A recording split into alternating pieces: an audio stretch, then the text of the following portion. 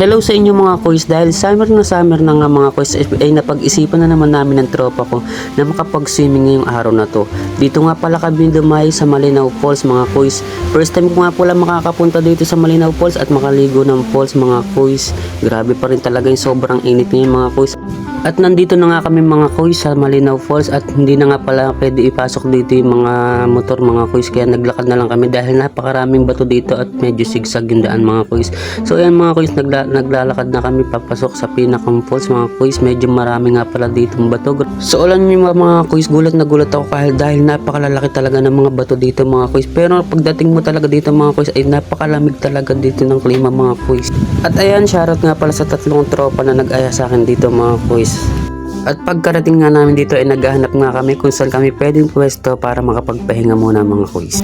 At ayun mga kuys, nandito na nga kami sa pinakang falls mga kuys. Napakaganda, pero pagdating namin mga kuys, sayang kasi wala talaga yung mismong pinakang falls niya. Hindi ko alam kung bakit wala yung falls dito mga kuys.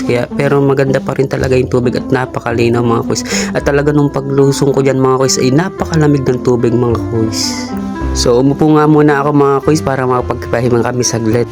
At ito nga pala mga kuys yung napili ng pwesto mga kuys, at dyan kami mismo kakain mga kuys, so let's go.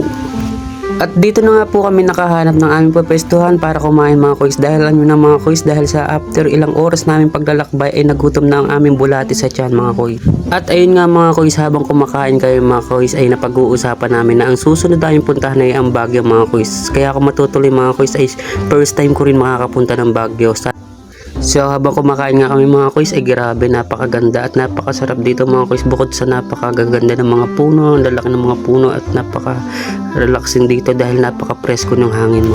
At after nga namin kumain mga kuys ay napag-isipan na namin na mag-inuman dahil anong oras na rin po kami nakapunta dito. Siguro mga 2 PM na rin po kami nakarating dito mga kuys. At ayan nga mga kuys, dahil sobrang init at pawis na pawis talaga kami pagdating dito, agad-agad ako naligo mga kuys.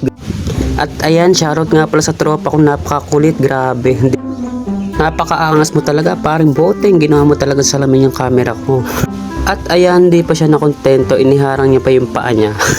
Grabe mga kuys, pagkaligo ko talaga, napakalamig ng tubig at sarap-sarap talaga sa pakiramdam. Alam niyo ba yung parang kahit bumiyahe ka na napakalayo kahit at sobrang init, pagkaligo mo dito ay grabe, parang mawawala talaga yung pagod mo mga kuys. Sobrang lamig talaga ng tubig dito at napakalinaw. Kaya sa mga nagbabalak po pumunta dito ay pumunta na kayo mga idol dahil nagkakaubos na ng tubig, charot.